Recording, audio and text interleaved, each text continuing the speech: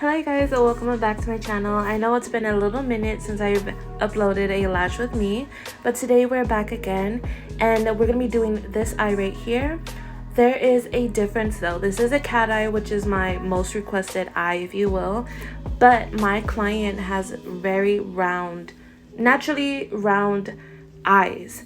Now typically when somebody has naturally round eyes, we don't do a cat eye. Like, it's not the norm to do a cat eye just because it may not fit the client's eye.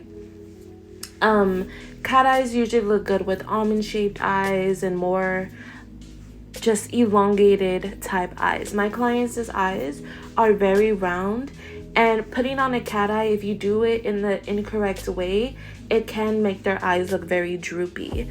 So that was one thing that we had to like combat today. And typically for somebody with very round eyes, I will offer my client either a doll eye, which will just accentuate their eyes even more, or I'll offer them a open eye, which is sort of like a mix of a cat and a doll eye, a little bit closer to a natural eye shape. And that eye shape will sort of give the cat eye illusion without it being a cat eye.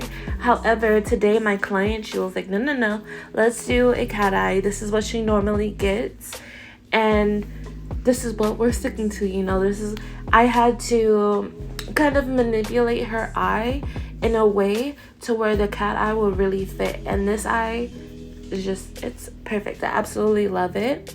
So if you do have a client who has very round eyes but you don't know how to do a cat eye without making their eyes look very droopy, this is the lash map for you. So this is a light volume set. For spikes, on the inner corner I'm gonna be placing 12. Around 2/3 of the way I'm gonna be placing 13, and when we hit the 2/3 lash where the lash starts to droop down, I'm gonna be applying 15 and 16. I'm completely skipping 14 because on the outer corner of her lash, once it starts going down, you want to place the longest links there, because that's where you want the most of like the link to really go up, so that when she does open up her eyes, it'll sort of semi-match what is in front of it, if you get what I'm saying, you know?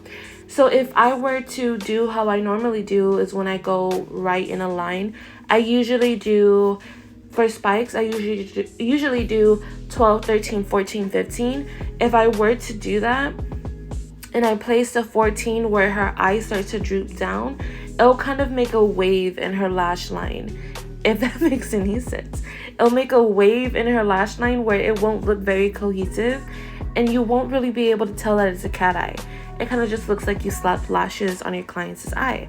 So skipping that 14 and jumping to 15 adds a little bit more linked and adds the most illusion to it all being just like a simple cat eye. Like you almost can't even tell that her eyes are very round. After this lash set, it's gorgeous. But yeah, and for fans is actually the most important part. Spikes are very important, however the fan placement is even more important. So we're gonna be skipping a lot of numbers in this fan placement. So on the inner corner, I'm gonna be starting off on 9, and then I'm gonna be doing 10 all the way from the inner corner after the 9 until just a little bit before the middle. And then in the middle, I add just a little bit of 11s, not such a big section, but once the eye starts drooping down, that's when I'll skip the lash fans. So after 11, I then go on to 14, and then on the very outer corner, I do 15. Now for my outer corners, I don't typically do such a big space, if you will. But when somebody has very round eyes and you want to make sure their eye doesn't look droopy, you need to do wider sections. So my 15, I would say, is around 2/3 of the actual lash in itself, because it was a large section that I added those 15s in, and that's just to make sure that the eyes stay lifted and don't droop down. So somebody asked me what are my like lash tech must-haves. I do have a lot of must-haves. clearly. But let me just give two real quick. So for right now, my must-haves, like I cannot not live without, is my new tape, which is the VI silicone tape. Absolutely love. It's a dupe for the Nest Care sensitive skin tape. Oh, it's so good. It's so good. I was never truly picky with my tape before. I used the Amazon Nichiban tape, which was fine, but the last couple of months I have noticed that the tape has been lifting so much, and sometimes I get a sticky roll, sometimes I don't get so much of a sticky roll, and then sometimes I'll get a roll where it kind of just tears apart after I use it, like for my first two clients, and then as I'm trying to unroll it, it'll unstick on one little section, and it's weird. So I was on the look for a new tape, and that's when VI's released their silicone tape, and they sent it to me. Actually, I didn't even buy it. They sent it to me, and I fell in love, and I've bought literally like 6 already. I have 3 on the way right now. I bought 2 after my first one, and it's only been like a month and a half. I'm stocking up. I'm like literally a squirrel looking for nuts when it comes to this lash tape, because I'm just gonna stock up. I can never run out of this lash tape. I absolutely love it. I also love that when I'm lifting my clients' lashes and obviously putting their the tape onto their lid, it doesn't stick onto their brow hair. So as I take off the tape, I don't have to worry about it pulling off hair, because it just doesn't do that. Absolutely love that.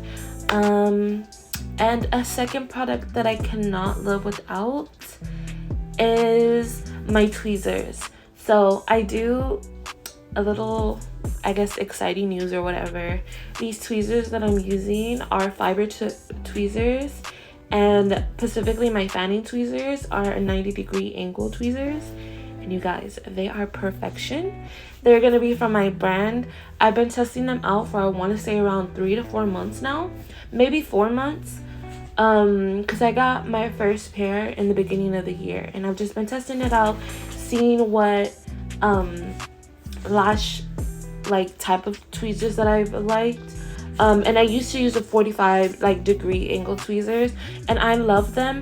However, I recently got their 90-degree angle tweezers about 2 months ago, and I've like fallen in love with them for volume lashes. So you'll hear things about that soon, but those are definitely my 2 like must-haves. Of course, I love my glue, I love my bonder, I love my primer, I love my lashes, I love everything else, but my 2 must-haves have been my lash tape and my tweezers the past couple of months. Like I can't do nothing without those 2. Other lash tape nowadays just pisses me off. I don't even want to see it. I don't want to look at it.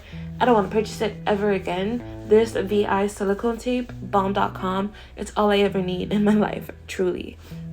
But yeah, you guys, thank you so much for watching this video. I hope you have a beautiful, blessed day. Don't forget to like this video and comment down below what you guys would like to see next, or if you have any video suggestions, leave them down below. Anything you want to leave that down below. That really helps with my YouTube algorithm. I also respond to all of my comments on my YouTube videos.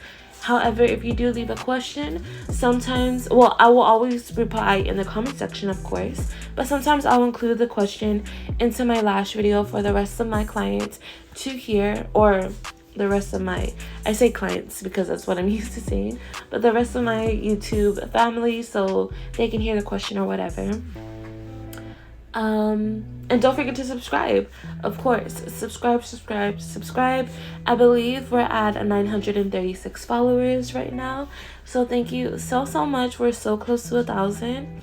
But yeah, you guys, thank you so much for watching this video, and I'll see you guys in the next one. Bye.